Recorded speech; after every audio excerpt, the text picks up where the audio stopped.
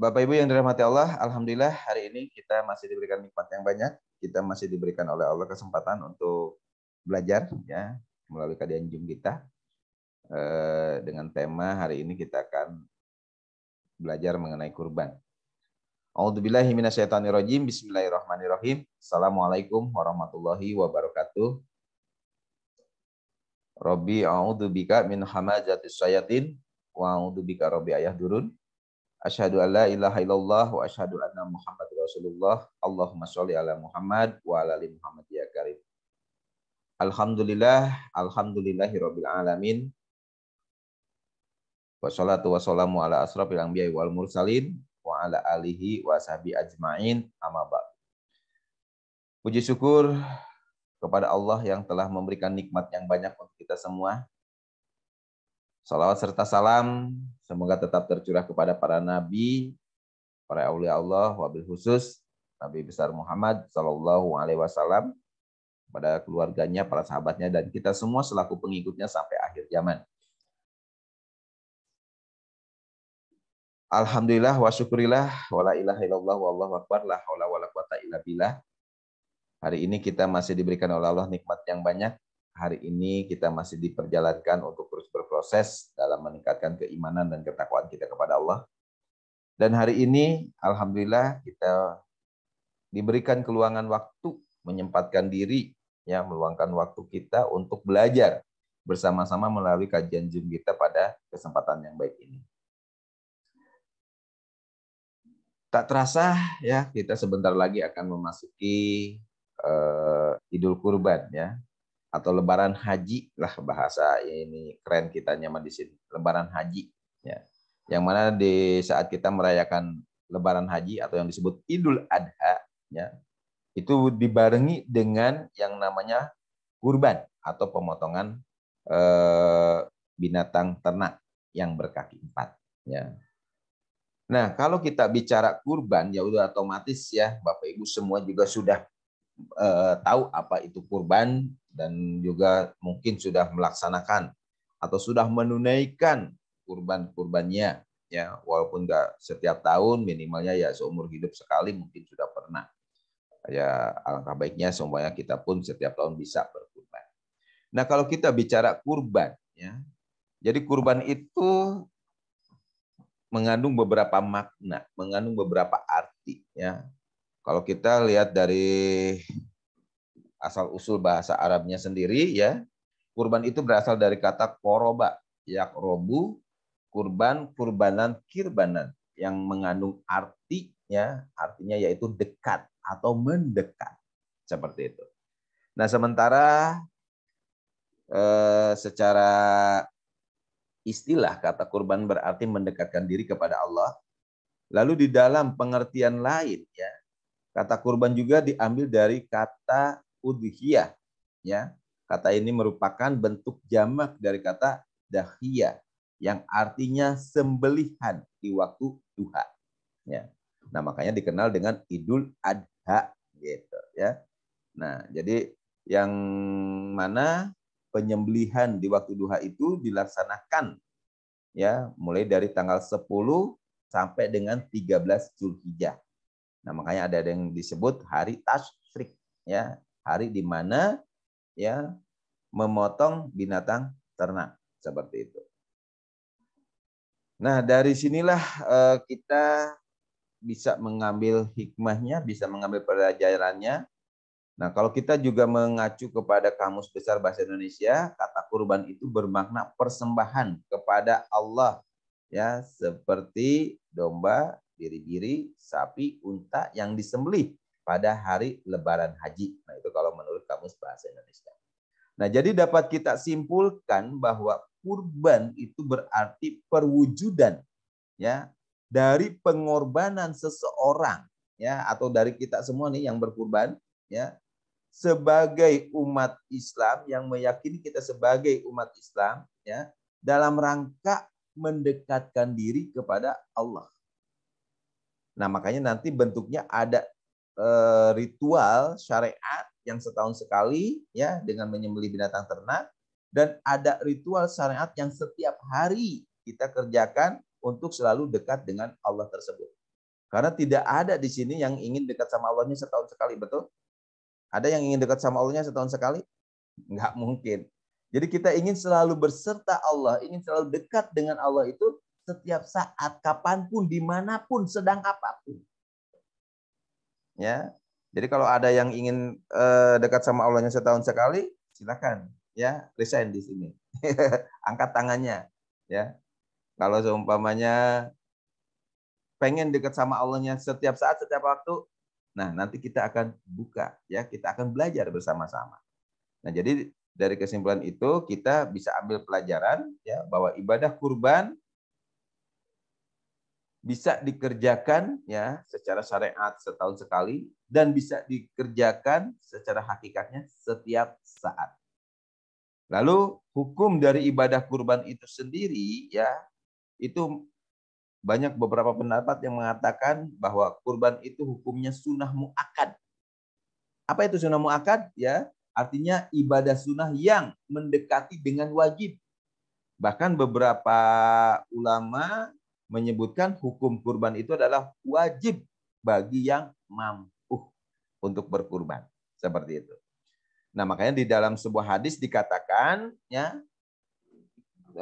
hadis diriwayat dari Abu Daud ya yang artinya hai manusia sesungguhnya atas tiap-tiap ahli rumah pada tiap-tiap tahun disunatkan untuk berkurban. Seperti itu. Lalu diriwayatkan dari hadis yang lain dari Ibnu Abbas ya bahwa Rasulullah Shallallahu alaihi wasallam bersabda, tiada sejumlah uang yang dibelanjakan untuk sesuatu yang lebih utama selain dari untuk membeli hewan kurban di hari raya kurban.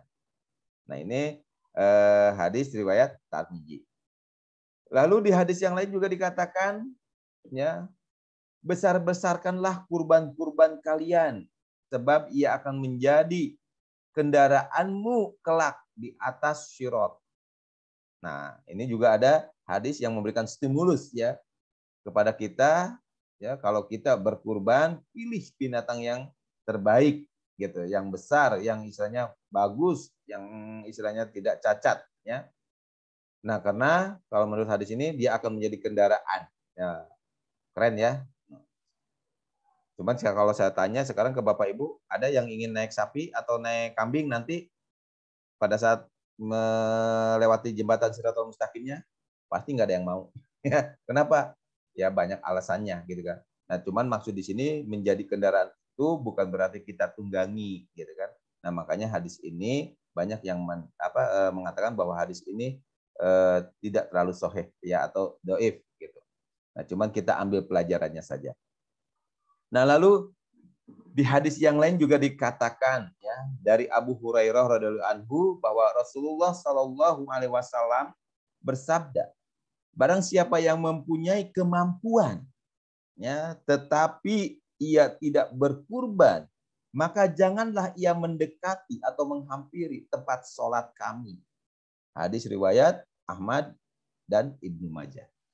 Nah, dari hadis ini kita ambil pelajaran juga bahwa kalau ada kemampuan tapi tidak berkurban, ya jangan dekati tempat sholat. Ya, ada yang mengartikan berarti ini orang tidak boleh menghampiri masjid dan sebagainya. Nah, dari hadis-hadis itulah kita bisa ambil pelajaran betapa pentingnya berkurban ya bagi kita penganut ajaran agama Islam sebagai sarana kita ya untuk mensyukuri nikmat Allah dan sebagai sarana kita untuk mendekatkan diri kita kepada Allah. Nah, untuk menjelaskan ya atau memberikan keyakinan kepada kita bahwa kurban ini sangat bermanfaat, kurban ini adalah salah satu perintah dari Allah, ya, maka kita harus memiliki satu keyakinan dasar dari itu semua, yaitu apa? Yang menjadi keyakinan kita selama ini, yang menjadi pedoman hidup kita selama ini, yaitu Alkitab Al-Quran.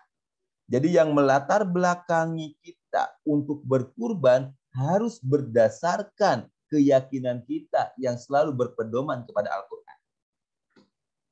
Nah, di sini yang melatar belakangi kurban, ya. Jadi latar belakang perintah kurban adalah perintah Allah, ya. Perintah Allah. Di mana? Ya. Nah, maka kita buka surat 108 ayat 1 sampai ayat 3. Bismillahirrahmanirrahim. Sesungguhnya kami telah memberikan kepadamu nikmat yang banyak. Nah, inna a'tainakal kausar. Ya. Jadi Allah ya telah memberikan kepada kita nikmat yang banyak. Lanjut. Maka dirikanlah sholat karena Tuhanmu dan berkorbanlah. Nah, maka dirikanlah sholat karena Tuhanmu dan berkorbanlah. Ya, satu ayat lagi.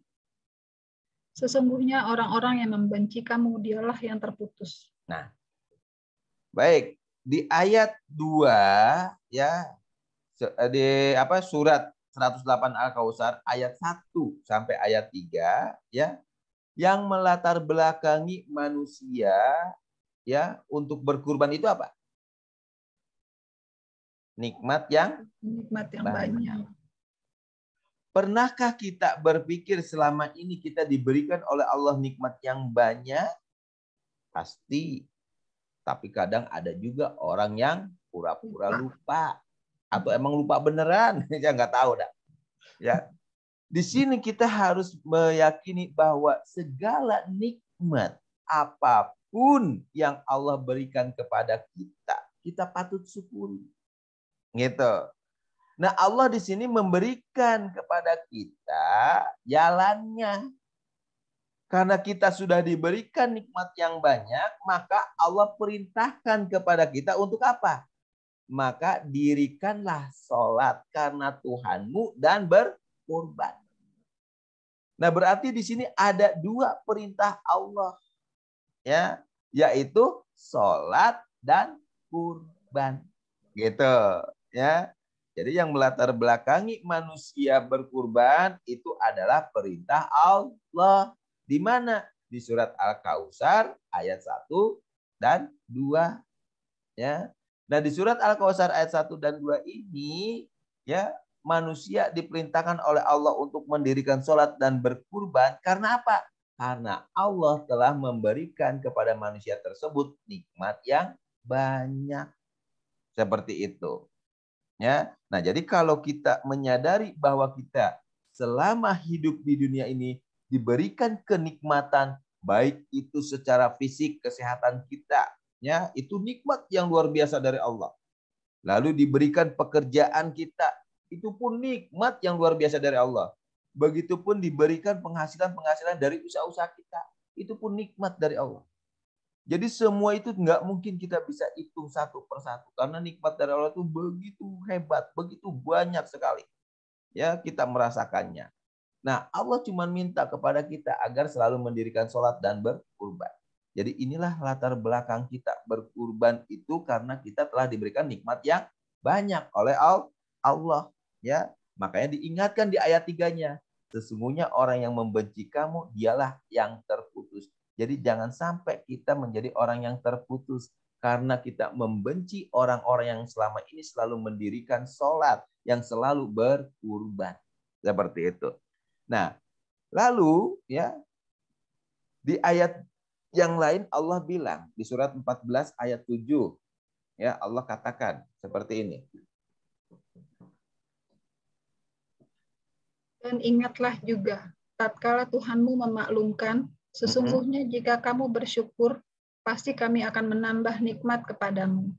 Dan jika kamu mengingkari nikmatku, maka sesungguhnya azabku sangat pedih. Nah, di sini Allah pun ingatkan untuk kita semua. Wa itta'adana rabbukum la in syakartum la azidanakum wa la in kafartum inna adzabillah syadid. Ingatlah tatkala Tuhanmu memaklumkan, sesungguhnya jika kamu bersyukur pasti ya kami akan menambah nikmat kepadamu. Ya, dan jika kamu mengingkari nikmatku, maka sesungguhnya azabku sangat pedih. Nah, makanya disinilah kita. Di saat diberikan oleh Allah nikmat yang banyak tadi, Allah minta kepada kita dirikan sholat dan berkurban. Ya, sebagai apa? Rasa syukur kita kepada Allah. Sehingga Allah akan terus menambah nikmat kita. Ya. Tapi kalau kita tidak bersyukur, siap-siap aja, ya. Allah akan memberikan azab kepada kita. Seperti itu. Nah, jadi balik lagi yang melatar belakangi ya manusia atau kita sebagai umat Islam berkurban adalah perintah Allah. Karena Allah telah memberikan nikmat yang banyak kepada kita, maka kita harus selalu mensyukuri nikmat tersebut dengan cara selalu mendirikan sholat dan berkurban. Nah, kalau bicara kurban yang identik dengan penyembelihan binatang ternaknya, makanya secara syariat ya, maka kurban ini kita bagi dua ya. Yang pertama secara syariat, yaitu menyembelih binatang ternak. Apa yang mendasari, yang melatar belakangi ya umat Islam di saat berkurban yang menjadi ritual keyakinan ya di saat merayakan hari Idul Adha dengan adanya pemotongan binatang ternak. Apa yang mendasari itu semua? Kenapa harus menyembelih binatang ternak? Nah, kita lihat sejarah. Ya, kita lihat sejarah. Jadi sejarah kurban ya tak lepas dari peristiwa pengorbanan yang dilakukan oleh ya orang-orang terdahulu dari sejak zaman Nabi Adam. Ya, kita ambil contoh di zaman Nabi Adam. Ya, ada enggak ritual kurban? Ada. Berarti ajaran kurban di zaman Nabi Adam sudah ada belum? Sudah. Jadi sesungguhnya penyembelihan binatang ternak ataupun berkurban dengan istilahnya binatang ternak ini bukan hal yang baru, bukan ajaran baru, tapi dari dulu sudah ada ajarannya. Ya. Nah, makanya sejarah kurban kita lihat ya di surat 5 ayat 27.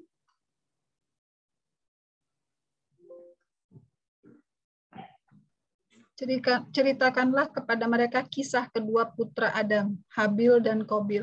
Menurut yang sebenarnya, ketika keduanya mempersembahkan korban, maka diterima dari salah seorang dari mereka berdua, yaitu Habil, dan tidak diterima dari yang lain, yaitu Qabil. Ia berkata, Qabil, aku pasti membunuhmu. Berkata Habil, sesungguhnya Allah hanya menerima kurban dari orang-orang yang bertakwa. Nah, ini berarti ya, kalau kita mengambil pelajaran dari ayat Al-Quran di surat Al-Ma'idah ayat 27, berarti perintah kurban sudah ada sejak kapan? Sejak zaman Nabi Adam.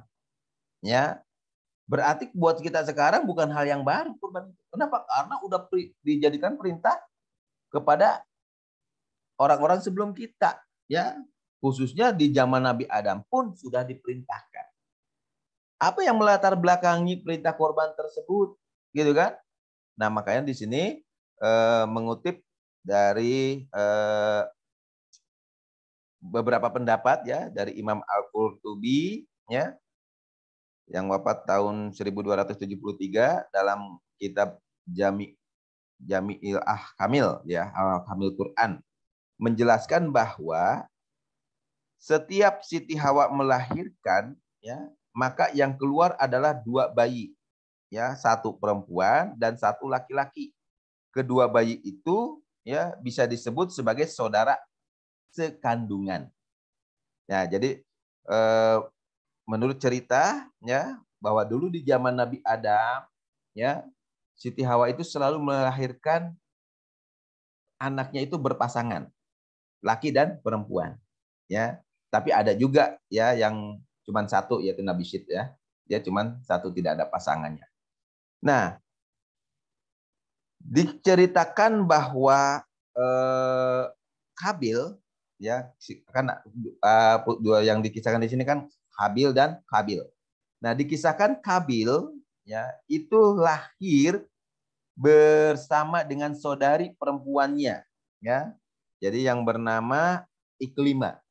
Ya, jadi di saat lahir Qabil itu ya bareng tuh, kembar. Gitu kan? Kembar lahirannya. Jadi dia punya saudara sekandungan ya yaitu perempuan yang namanya Iklimah. Nah, begitupun Habil. Habil juga sama. Di saat dilahirkan, dia memiliki saudara sekandung ya perempuan yang bernama Labuda. Nah, singkat cerita, ya, Iklimah ini tumbuh dewasa dan dia menjadi perempuan yang cantik jelita. Nah, sementara Labuda ya kurang begitu cantik dibandingkan dengan Iklimah.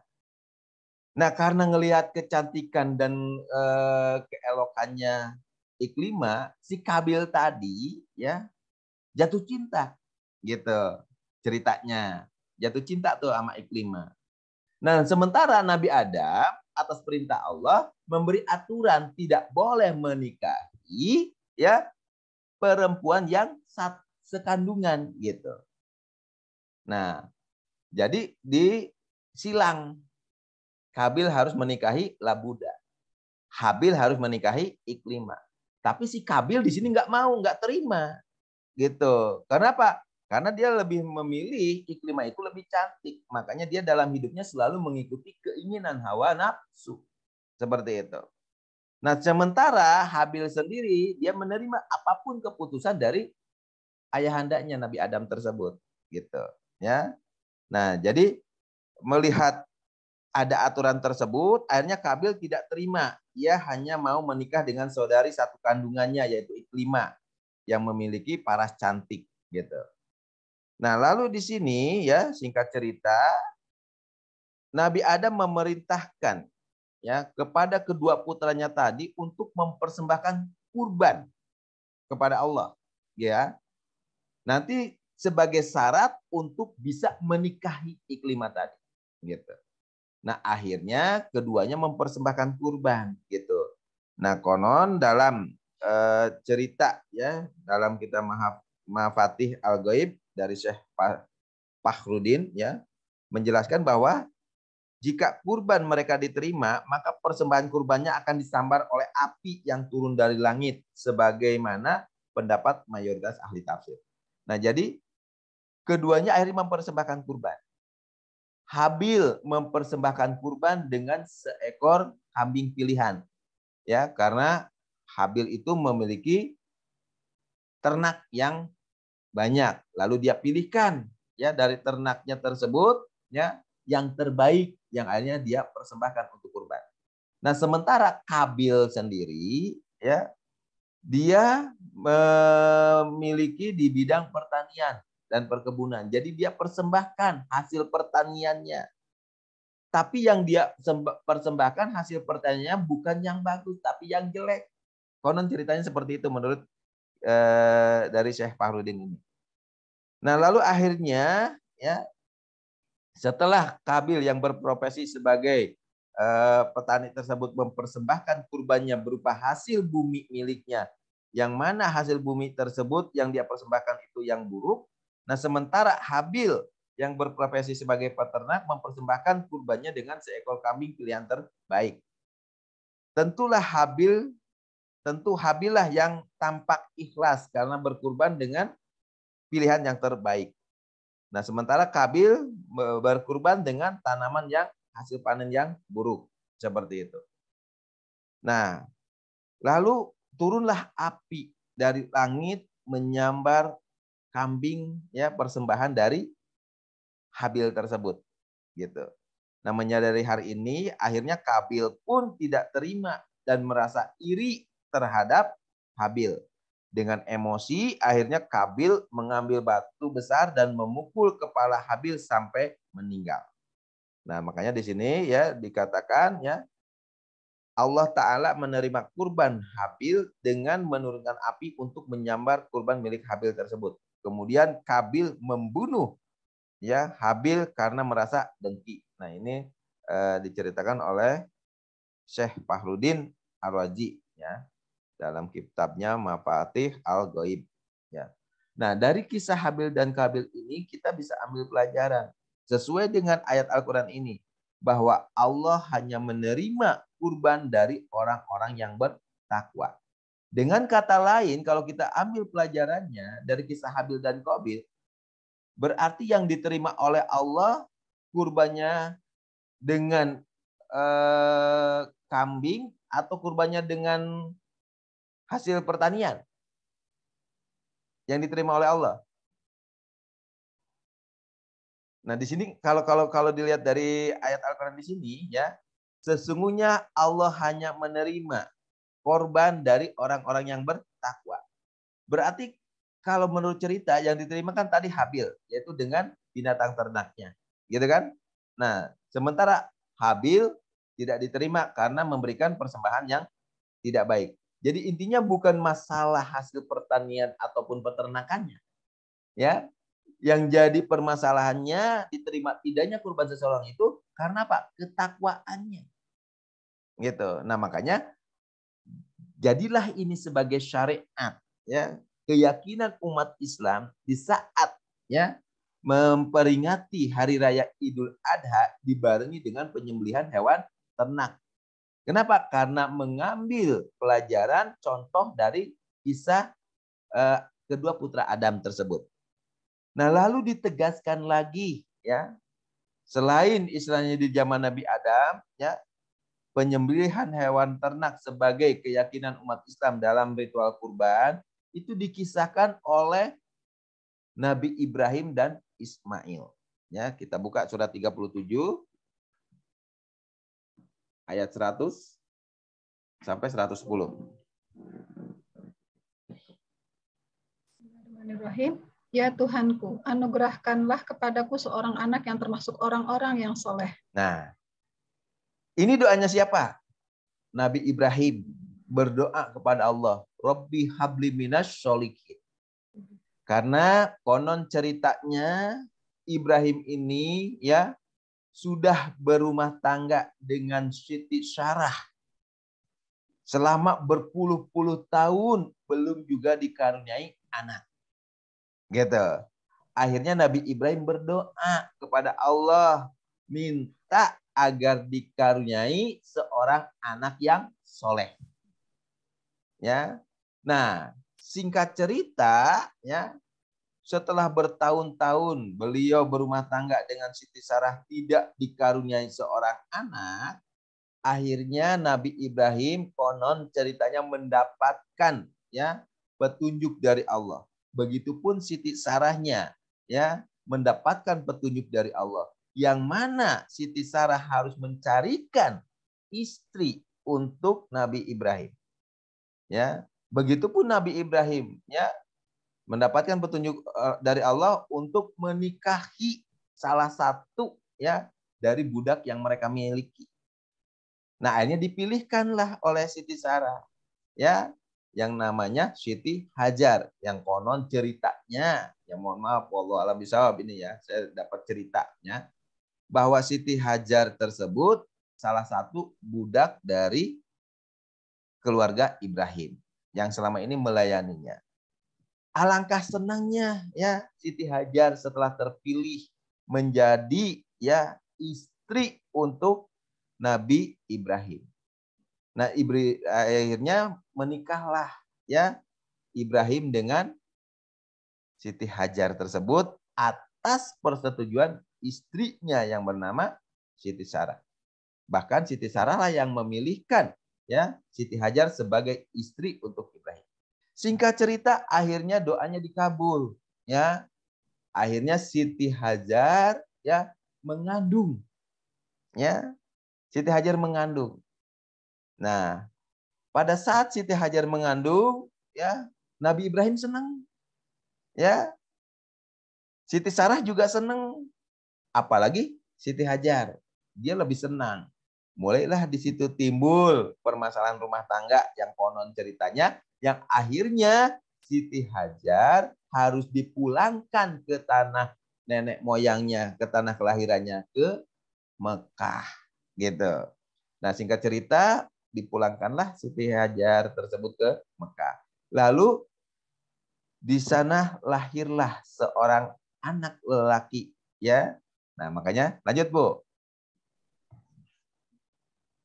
Maka kami beri dia kabar gembira dengan seorang anak yang amat sabar. Nah, lanjut. Maka tatkala anak itu sampai pada umur sanggup, berusaha bersama-sama Ibrahim. Ibrahim berkata, "Hai anakku, sesungguhnya aku melihat dalam mimpi bahwa aku menyembelihmu. Maka fikirkanlah apa pendapatmu." Ia menjawab, "Hai Bapakku, kerjakanlah apa yang diperintahkan kepadamu. Insya Allah kamu akan mendapati mendapatiku termasuk orang-orang yang sabar. Nah, lanjut. Tatkala keduanya telah berserah diri dan Ibrahim membaringkan anaknya atas pelipisnya, nyatalah kesabaran keduanya. Dan kami panggillah dia, hai Ibrahim. Sesungguhnya kamu telah membenarkan mimpi itu. Sesungguhnya demikianlah kami memberi balasan kepada orang-orang yang berbuat baik. Sesungguhnya ini benar-benar suatu ujian yang nyata. Dan kami tebus anak itu dengan seekor sembelihan yang besar.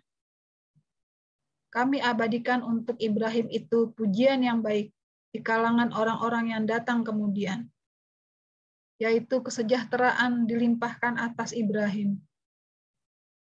Demikianlah kami memberi balasan kepada orang-orang yang berbuat baik. Nah, gitu. Dari cerita ini ya, kita lanjut ceritanya. Jadi Ibrahim itu merupakan sosok manusia pilihan yang selalu berbuat kebaikan. Ya. Konon ceritanya dia itu memiliki ribuan domba ya atau biri-biri ya, dan juga dia memiliki unta yang banyak dan dia selalu memberikan ya unta-untanya atau domba-dombanya tadi untuk disembelih dan dibagikan kepada masyarakat di situ. Jadi dia termasuk orang yang selalu berbuat baik. Ya, konon ceritanya seperti itu.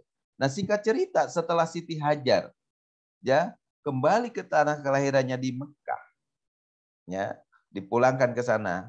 Lalu Ibrahim mendapat kabar gembira bahwa telah lahir seorang anak, ya.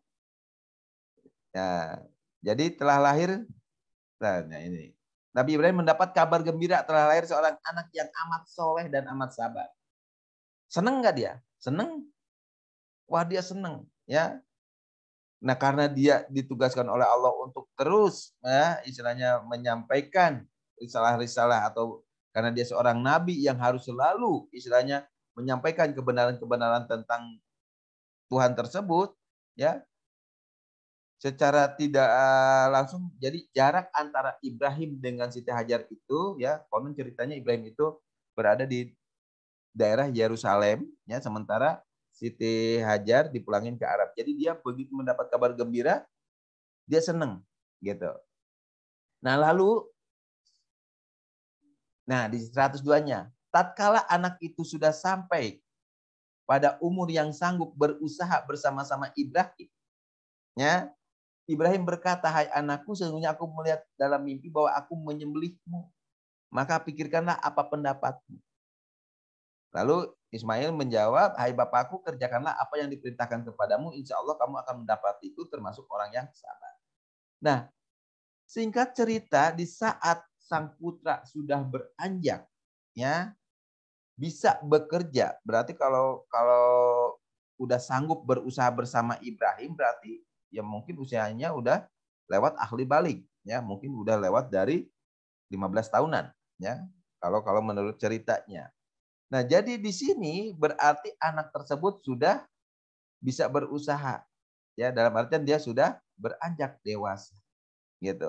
Lalu si anak tersebut begitu mendengar bapaknya, ya, Ibrahim mengatakan bahwa dia mendapat petunjuk dalam mimpi suruh menyembelih anaknya, anaknya bilang, kerjakanlah kalau emang itu perintah Allah.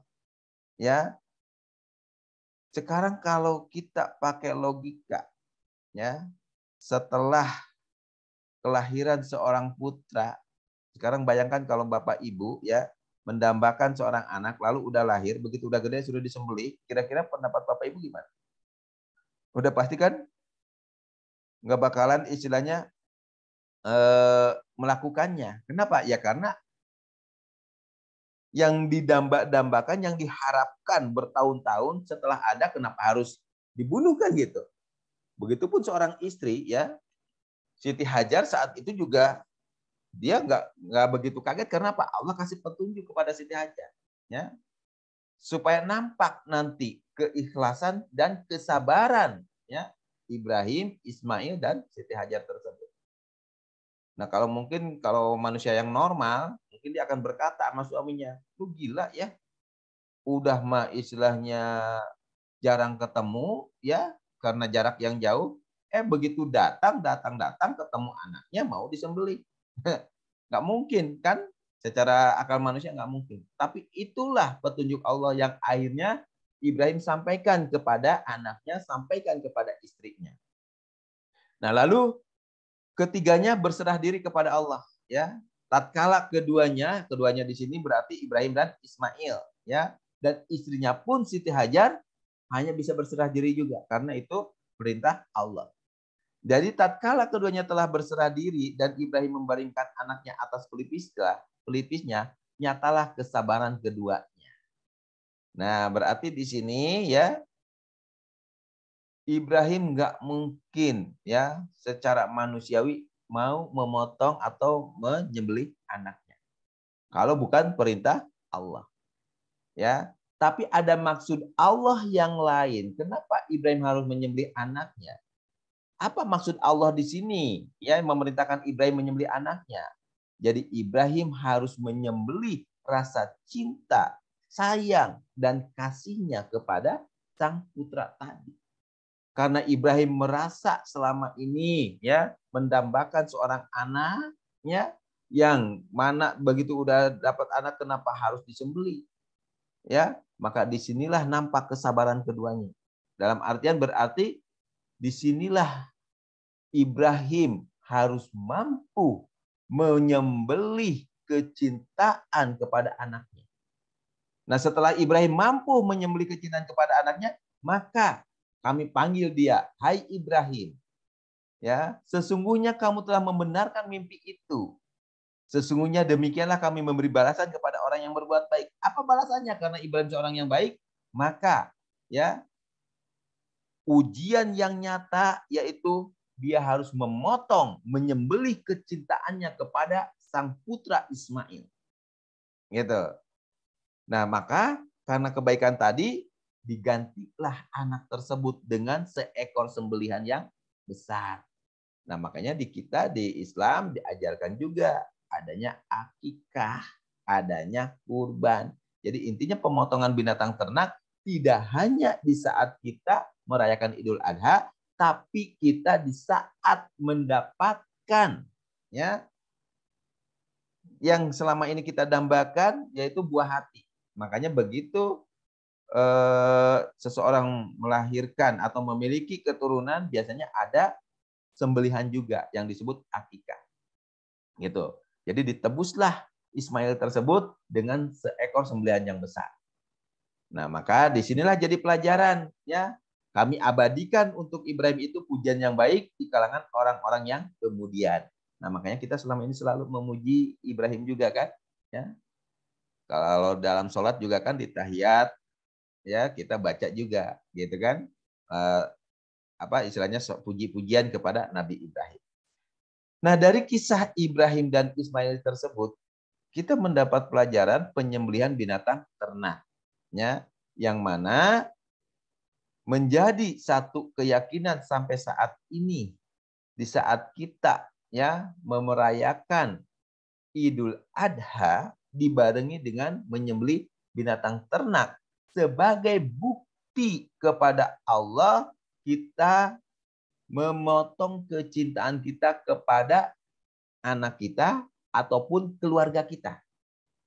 Ya, jadi kita bisa mendapatkan kepahaman bahwa ritual kurban itu sebagai salah satu sarana untuk memotong kecintaan kita ya kepada keluarga kita, baik itu anak ya istri. Jadi kita keluarkan ya kecintaan tersebut dengan menyembelih binatang ternak seperti itu. Sebagai apa? Rasa syukur kita kepada Allah tersebut. Gitu.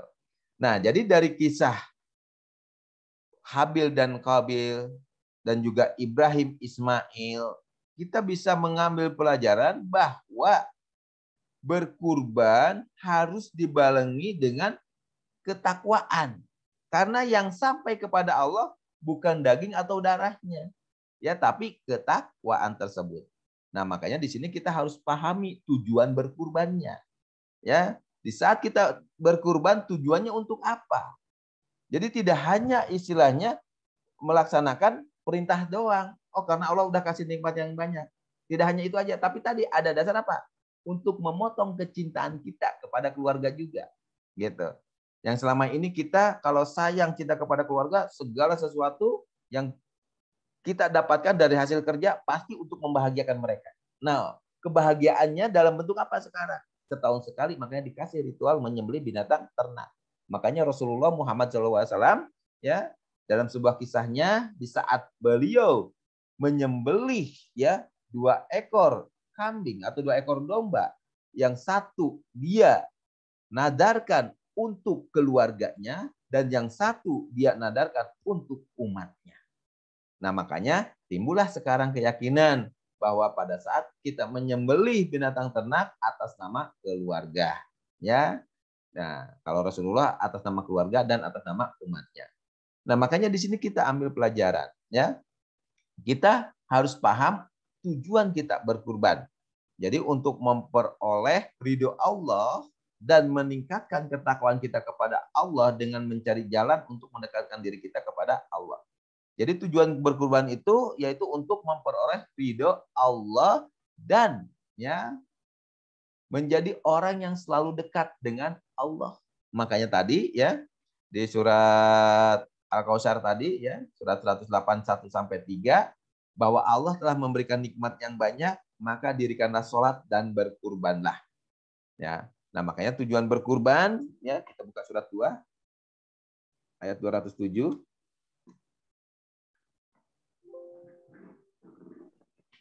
Bismillahirrahmanirrahim. Dan di antara manusia ada orang yang mengorbankan dirinya karena mencari keridhaan Allah. Dan Allah Maha Penyantun kepada hamba-hambanya. Nah, itu. Di antara manusia ada yang mengorbankan dirinya karena apa? Mencari keridhaan Allah. Berarti pada saat kita berkorban, tujuannya mencari apa? Mencari ridho Allah. Seperti itu. Ya. Nah, makanya secara syariat, kurban dengan penyembelihan binatang ternak mengambil contoh dari kisah ya kedua putra Adam dan Nabi Ibrahim serta Ismail ya. Di sini kita ambil pelajaran lagi ya, kita buka surat 22 ayat 34. 22 ayat 34 sampai 37. Dan bagi tiap-tiap umat telah kami syariatkan penyembelihan kurban supaya mereka menyebut nama Allah terhadap binatang ternak yang telah direzekikan Allah kepada mereka. Maka Tuhanmu ialah Tuhan yang Maha Esa. Karena itu, berserah dirilah kamu kepadanya, dan berilah kabar gembira kepada orang-orang yang tunduk patuh kepada Allah. Nah, jadi buat orang yang tunduk patuh kepada Allah ada kabar gembira secara syariat. Suruh ngapain? Menyembelih kurban, ya, gitu. Dari binatang ternak yang telah direzekikan kepada mereka. Lah kan Pak, saya mau bukan peternak. Ya kan kamu bekerja, ada rezeki, ya. Jadi rezeki dari hasil usaha kita sisihkan ya setiap tahunnya untuk berkurban secara syariat gitu. Lanjut ayat 35-nya. Yaitu orang-orang yang apabila disebut nama Allah, gemetarlah hati mereka. Orang-orang yang sabar terhadap apa yang menimpa mereka, orang-orang yang mendirikan sembahyang, dan orang-orang yang menafkahkan sebagian dari apa yang telah kami rezekikan kepada mereka. Nah, jadi kabar gembira bagi orang yang tunduk patuh kepada Allah dengan berkurban, ya. Jadi orang yang tunduk patuhnya itu yang seperti apa? Yang nanti kurbannya bisa diterima oleh Allah. Nah, ini orang-orang yang apabila disebut nama Allah gemetar hati mereka, orang-orang yang selalu sabar terhadap apa yang menimpa mereka, dan orang-orang yang selalu mendirikan sembahyang, dan orang-orang yang selalu menafkahkan dari apa yang telah Allah rezekikan kepada mereka. Nah, jadi inilah orang yang selalu tunduk patuh tersebut, gitu. Nah, lanjut ayat 36-nya. Dan telah kami jadikan untuk kamu unta-unta itu sebahagian dari syiar Allah. Kamu memperoleh kebaikan yang banyak padanya. Dan maka sebutlah olehmu nama Allah ketika kamu menyembelihnya dalam keadaan berdiri dan telah terikat. Kemudian apabila telah roboh atau mati, maka makanlah sebahagiannya dan beri makanlah orang yang meminta. Demikianlah kami telah menundukkan unta-unta itu kepada kamu. Mudah-mudahan kamu bersyukur. Nah, itu. Di sini binatang ternak yang disyariatkan untuk disembelih ya, salah satunya adalah unta ya. Nah, karena saat itu di Jazirah Arab banyak yang beternak unta ya. Maka di sini dengan istilahnya menyembelih ya unta-unta tersebut sebagai syiar ya. Syiar dari Allah, kamu memperoleh kebaikan yang banyak. Ya, maka sebutlah nama Allah ketika kamu menyembelihnya dalam keadaan berdiri dan telah terikat. Ya. Kemudian apabila telah roboh mati, maka makanlah sebagiannya. Makanya pada saat berkurban, yang berkurban boleh memakannya. Gitu. Ya. Ataupun tidak memakannya juga nggak apa-apa. Ya, dalam artinya di sini makanlah sebagian yang diberi dan beri makanlah orang-orang yang rela dengan apa yang ada padanya, yang tidak meminta dan orang yang meminta. Makanya kurban itu siapapun boleh memakannya. Yang minta, yang tidak meminta dapat bagian. Lalu yang kurbannya pun bisa juga memakannya. Ya, demikianlah kami telah menundukkan unta itu kepadamu. Mudah-mudahan kamu bersyukur. Lanjut 37-nya. Daging-daging unta dan darahnya itu sekali-kali tidak dapat mencapai keridhaan Allah, tetapi ketakwaan dari kamulah yang dapat mencapainya. Demikianlah Allah telah menundukkannya untuk kamu, supaya kamu mengagungkan Allah terhadap hidayahnya kepada kamu.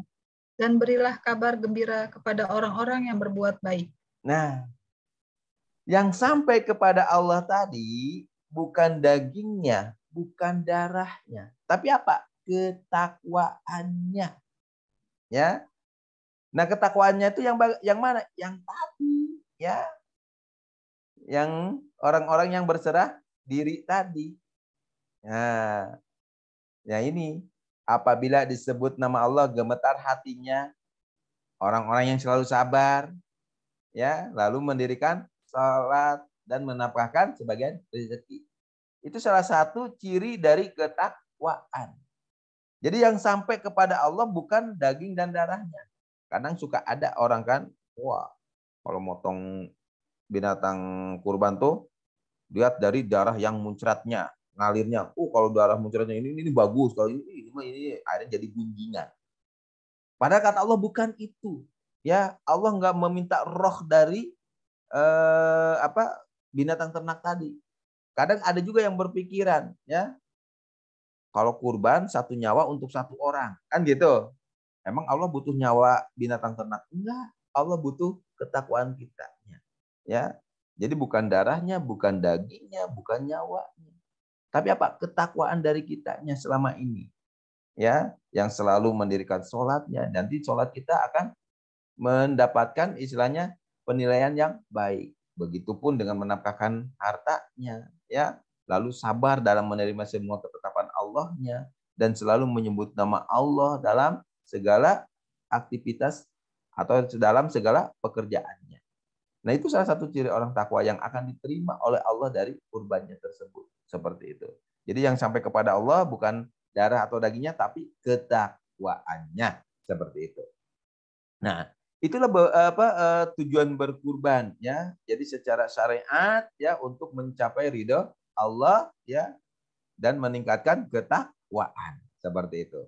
Nah, lalu kalau kita bicara hakikatnya, karena tadi ya kita kembali kepada surat 108 tadi ya, ayat 1 sampai 2-nya.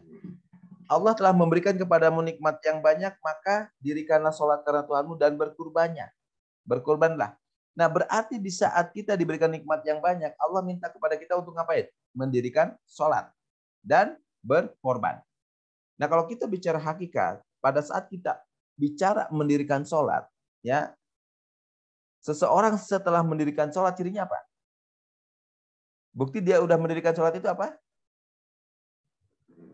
Halo, ini pelajaran yang sering diulang-ulang. Bu Mila, bukti orang tersebut telah mendirikan sholat apa? Lebih sabar. Lebih sabar, apalagi?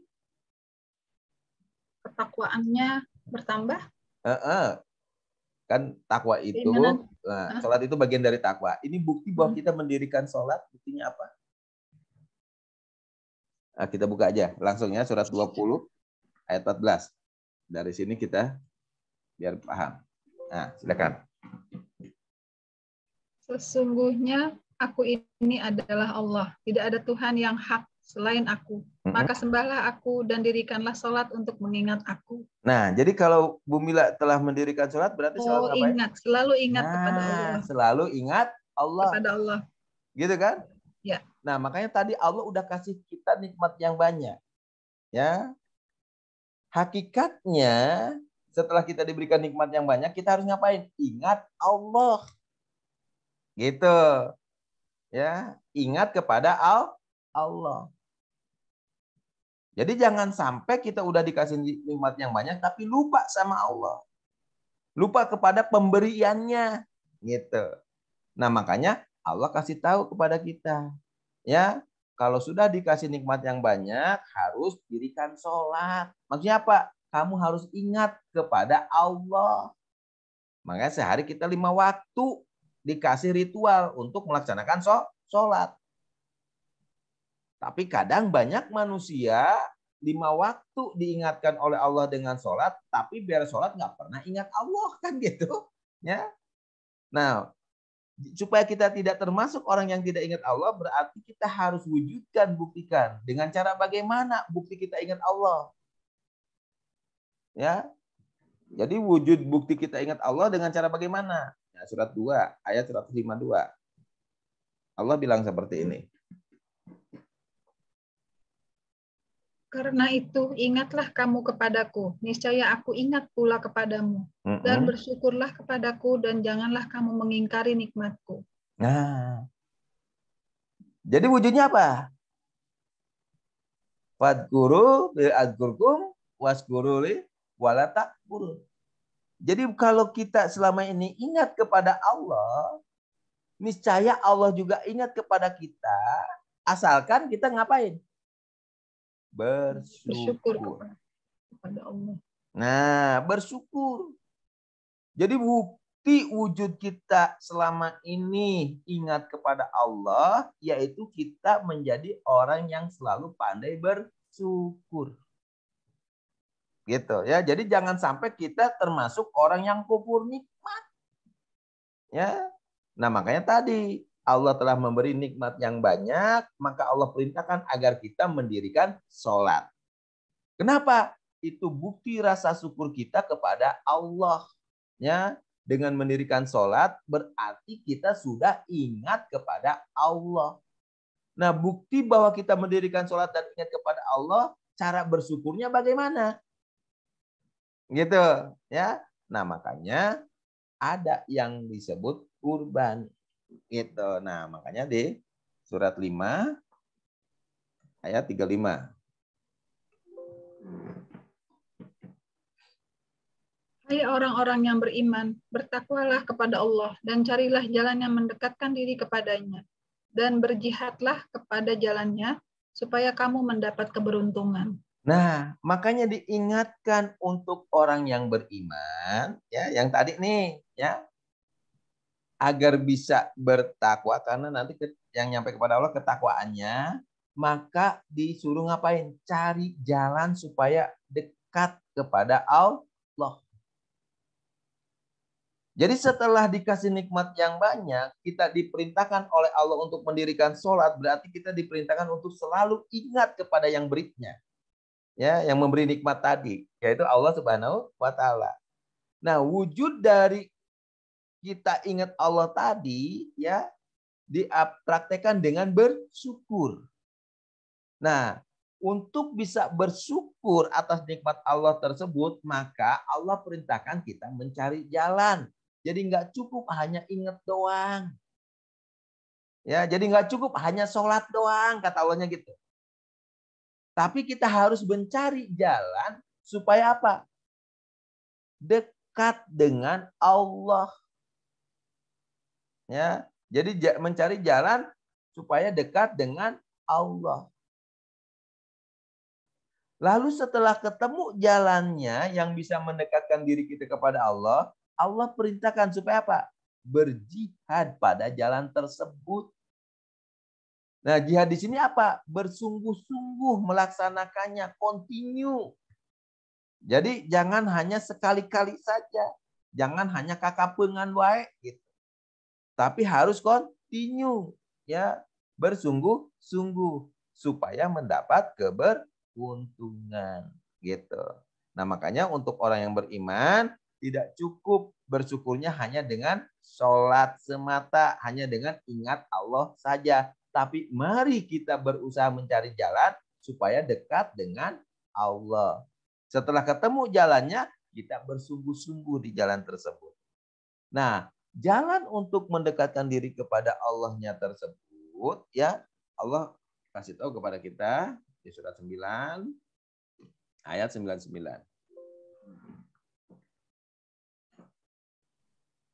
Di antara orang-orang Arab Badui itu, ada orang yang beriman kepada Allah dan hari kemudian, dan memandang apa yang dinafkahkannya di jalan Allah itu sebagai jalan untuk mendekatkannya kepada Allah, dan sebagai jalan untuk memperoleh doa Rasul.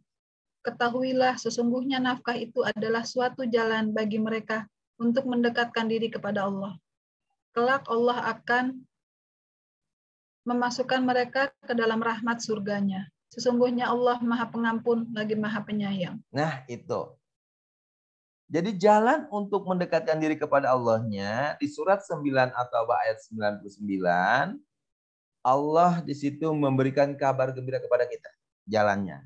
Ya, makanya di antara orang-orang Arab Badui itu ada orang yang beriman kepada Allah dan hari kemudian dan memandang apa yang diinfakkannya atau dinafkahkannya di jalan Allah itu sebagai jalan untuk mendekatkannya kepada Allah dan sebagai jalan untuk memperoleh doa Rasul. Ketahuilah. Ya. Jadi yang harus tahu siapa? Kita. Yang memberitahu Allah. Sesungguhnya nafkah, ya, atau nafkah atau infak itu adalah suatu jalan bagi mereka untuk mendekatkan diri kepada Allah. Ya. Kelak Allah akan memasukkan mereka ke dalam rahmat surganya. Sesungguhnya Allah Maha Pengampun lagi Maha Penyayang. Nah, jadi jalan untuk mendekatkan diri kepada Allahnya apa? Infak, nafkah, ya, nafkah itu berasal dari kata nafkah. Nafkah atau infak, ya, itu artinya mengeluarkan atau memberikan di jalan Allah.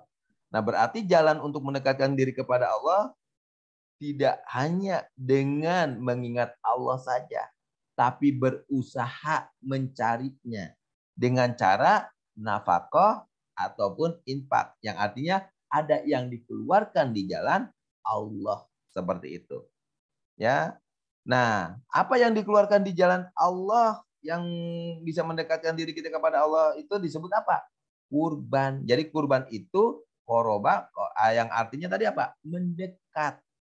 Nah, makanya secara hakikat kurban itu adalah jalan untuk mendekatkan diri kita kepada Allah dengan cara ada yang kita keluarkan, ada yang kita nafkahkan atau kita infakkan di jalan Allah. Ya. Jadi bicara tentang syariat, tadi penyembelihan binatang ternak sebagai sarana untuk, ya, rasa syukur kepada Allah, ya, dan sebagai sarana untuk mendekatkan diri kepada Allah. Nah, sekarang secara hakikat kurban itu sendiri mendekatkan diri kepada Allahnya, ya, supaya bisa dikerjakan setiap saat, setiap waktu, yaitu dengan cara nafkah. Ada yang dikeluarkan di jalan Allah, seperti itu. Jadi orang yang continue, yang bersungguh-sungguh, yang berjihad di jalan Allah tadi, ya, orang yang berjihad di jalan Allah yang istilahnya sudah ketemu jalannya, yaitu infak tadi, lalu bersungguh-sungguh atau berjihad, maka dia akan mendapatkan pahala yang besar gitu, atau keberuntungan yang besar. Seperti itu ya. Silakan dibaca surat 9 ayat 20. Orang-orang yang beriman dan berhijrah serta berjihad di jalan Allah dengan harta benda dan diri mereka adalah lebih tinggi derajatnya di sisi Allah. Dan itulah orang-orang yang mendapat kemenangan. Nah, itu. Jadi di sini ada yang kita nafkahkan di jalan Allah, yaitu apa? Harta. Gitu. Makanya orang-orang yang beriman berhijrah, ya. Jadi berpindah dari kebiasaan-kebiasaan, ya. Biasanya sumpamnya kita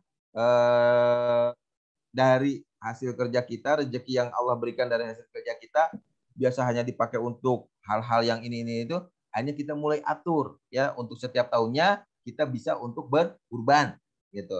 Lalu setiap mendapatkan hasilnya kita pun tetap ya ada yang diinfakkan di jalan Allah sebagai jalan mendekatkan diri kepada Allah dengan berjihad ya. Jihad itu apa? Bersungguh-sungguh di jalan Allah. Ya, makanya dengan bersungguh-sungguh di jalan Allah, setiap mendapatkan hasil kita sisihkan. Ya, kita sisihkan untuk kita distribusikan kepada yang berhak menerimanya, gitu. Lalu setahun sekalinya ya dari penyisihan tadi kita juga sisihkan untuk membeli hewan ternaknya. Jadi semuanya itu nanti balance seimbang. Jadi kita bisa mengatur semua itu ya dalam kehidupan kita sehari-hari. Ya, itu pun balik lagi ya disesuaikan dengan kesanggupan dan kemampuannya masing-masing. Ya, surat 65 ayat 7. Hendaklah ya orang yang mampu memberi nafkah menurut kemampuannya, dan orang yang disempitkan rezekinya hendaklah memberi nafkah dari harta yang diberikan Allah kepadanya.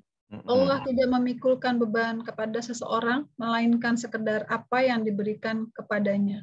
Allah kelak akan memberikan kelapangan sesudah kesempitan. Nah, itu. Jadi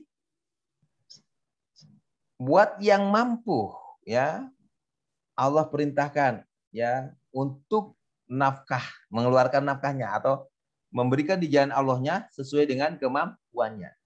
Jadi jangan sampai nanti kita termasuk kufur nikmat. Sementara kita mampu tapi kita nggak berbuat. Nah, berarti kan kufur nikmat. Terus bagi yang disempitkan rezekinya juga tetap Allah bilang, hendaklah memberi juga dari harta yang diberikan Allah kepadanya. Karena harta itu tidak hanya berupa uang, ya, sementara dia punya tenaga, ilmu, pikiran, itu harta yang berharga juga.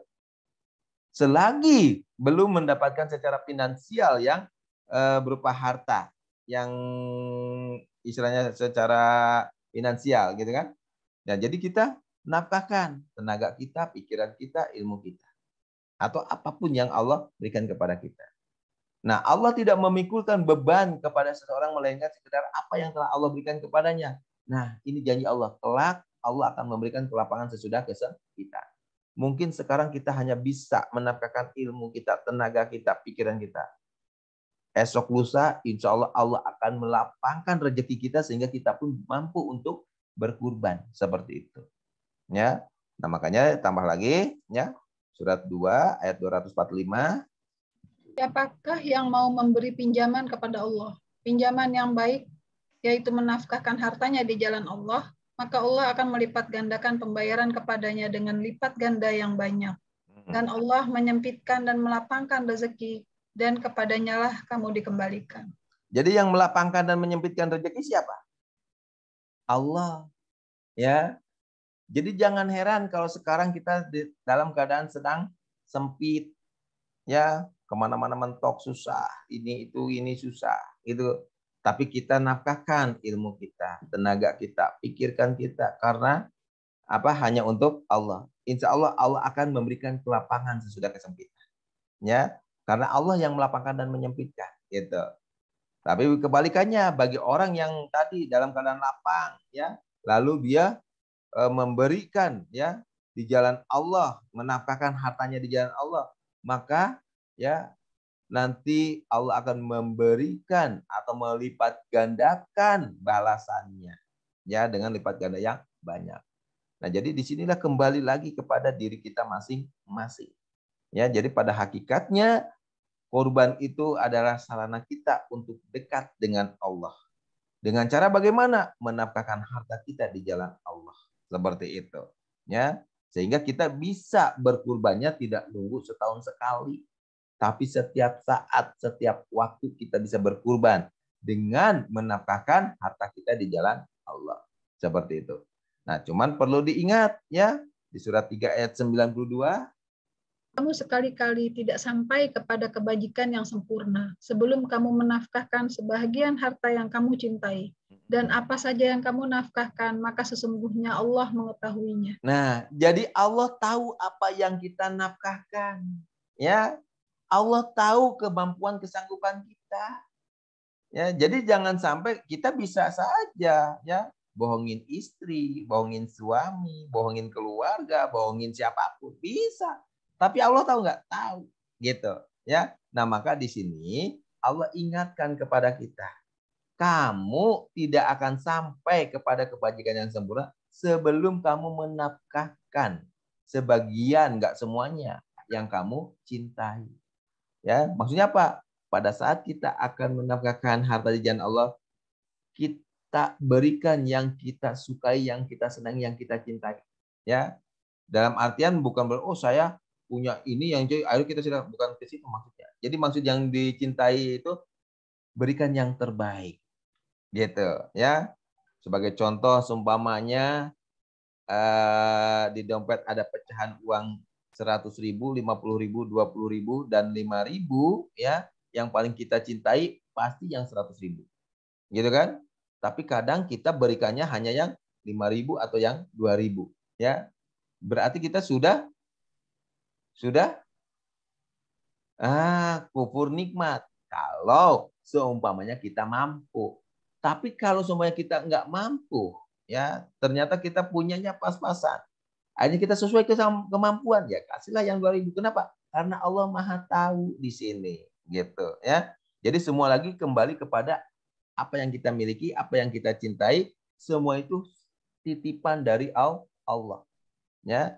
Makanya di sini supaya kita mendapatkan kebaikan-kebaikan yang banyak dari Allah, maka berikanlah ya harta, nafkahkanlah harta tersebut yang kita sukai, yang kita senangi, yang kita cintai, gitu.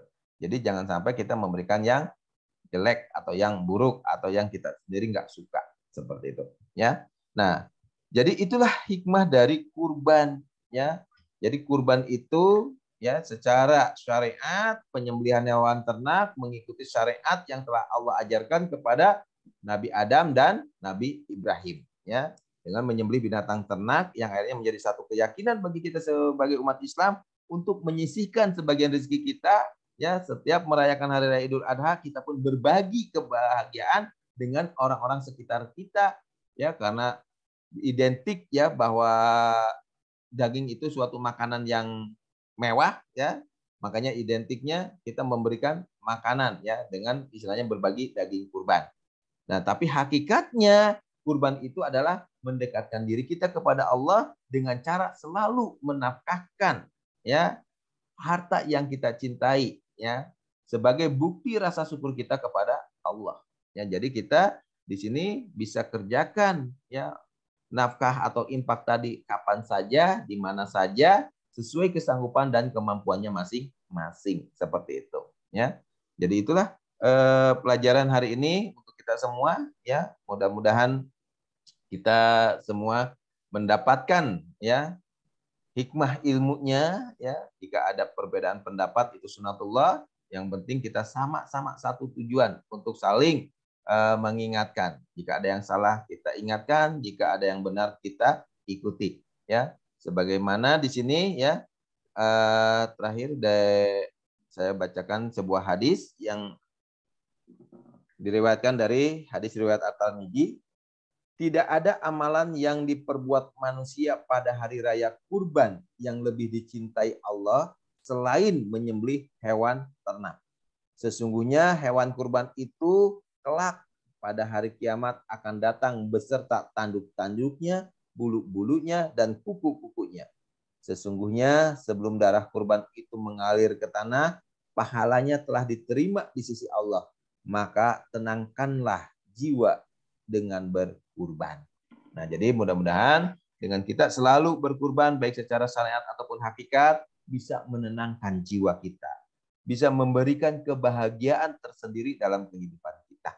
Ya, jadi tujuan berkurban untuk mendapatkan ridho Allah dan selalu mendekatkan diri kepada Allah. Semoga kita semua selalu diberikan kemudahan oleh Allah, diberikan pekerjaan yang baik, rezeki yang banyak dan halal, sehingga kita bisa berkurban setiap tahunnya secara syariat dan berkurban setiap saatnya secara hakikat. Itu saja yang bisa disampaikan. Kurang lebihnya mohon maaf lahir batin dunia akhirat. Yang betul dari Allah sesuai dengan kalamnya Al-Quran, silakan dibaca, dipelajari di rumah masing-masing. Opini ucapan saya yang tidak ada hubungannya dengan Quran, tolong abaikan saja. Untuk materi, saya tutup. Akhirul kalam. Billahi taufiq wal hidayah. Wassalamualaikum warahmatullahi wabarakatuh. Waalaikumsalam warahmatullahi wabarakatuh. Terima kasih banyak Pak Ustadz. Terima kasih banyak Pak Ustadz atas ilmu yang sudah disampaikan hari ini. Sangat bermanfaat buat kami. Semoga menjadi berkah buat Pak Ustadz dan kita semua. Terima kasih untuk Bapak Ibu yang sudah hadir hari ini. Salam sehat buat kita semua. Assalamualaikum warahmatullahi wabarakatuh. Barangkali ada yang mau ditanyakan? Iya, mungkin ada yang mau tanya, Bapak Ibu. Baik, kalau tidak ada yang ditanyakan, ya mungkin untuk pertemuan hari ini, ya kajian kita pada Sabtu ini, ya mudah-mudahan menambah wawasan kita, memberikan untuk kita semua hikmah ilmunya dari ayat-ayat yang tadi telah kita baca, pelajari dan kita pahami. Insya Allah apapun ya yang menurut kita baik, ya semua itu datangnya dari Allah, dan apapun yang menurut kita jelek semuanya juga datang dari Allah. Mudah-mudahan kita bisa bersyukur selama ini dari apa yang telah Allah berikan kepada kita. Insya Allah ya tahun ini kita semua diberikan kekuatan oleh Allah, kemudahan oleh Allah untuk bisa selalu berkurban setiap saatnya dan bisa berkurban setiap tahunnya. Amin ya Allah ya Rabbal Alamin. Semoga diri kita, keluarga kita, dan anak cucu kita selalu dalam lindungan Allah Subhanahu wa taala, dimudahkan dalam pekerjaannya, diberikan selalu kesehatan, keselamatan, kesejahteraan, kebahagiaan, serta limpahan rezeki yang banyak dan halal. Al-Fatihah. A'udzubillahi minasyaitonirrajim. Bismillahirrahmanirrahim. Alhamdulillahirabbil alamin. Arrahmanirrahim. Maliki yaumiddin. Iyyaka na'budu wa iyyaka nasta'in. Ihdinas siratal mustaqim, siratal ladzina an'amta 'alaihim ghairil maghdubi 'alaihim waladdallin. Ya Hayyul Ya Qayyum, ya Dajjal wal Ikram ta'ala di Islam. Allahumma sholli ala sayyidina Muhammadin fil awalin wa barik wa salim wa radhiyallahu ta'ala sadatina syabina rasulillah ajmain. Amin amin ya Allah ya rabbal alamin. Allahumma ighfir li dunubi wa li walidayya warhamhum kama rabbayani shaghiran. Allahumma ighfir li dunubi wa li walidayya warhamhum kama rabbayani shaghiran. Allahumma ighfir li dunubi wa li walidayya warhamhum kama rabbayani shaghiran. Allahumma inna nas'aluka salamatan fid din wa afiatan fil jasad wa jadatan fil ilmi wa barakatan fil rizqi wa taubatan qoblal maut wa rahmatan indal maut wa maghfiratan ba'dal maut. Allahumma inna fi syakaratul maut wa najatan minan nar wa laqad Rabbana hab lana min azwajina wa dzurriyyatina qurrata a'yun waj'alna lil muttaqina imama. Rabbana taqabbal minna innaka antas samiul alim wa tub alaina innaka tawwabur rahim. Rabbana atina min ladunka rahmatan wa hayyi lana min amrina rasada. Rabbana atina fid dunya hasanah wa fil akhirati hasanah wa qina adzabannar wa qina adzabannar wa qina adzabannar. Fadlika subhanaka rabbika rabbil izzati amma yasifun wa salamun alal mursalin walhamdulillahi rabbil alamin. Terima kasih semua sahabat semua. Assalamualaikum warahmatullahi wabarakatuh. Waalaikumsalam warahmatullahi wabarakatuh.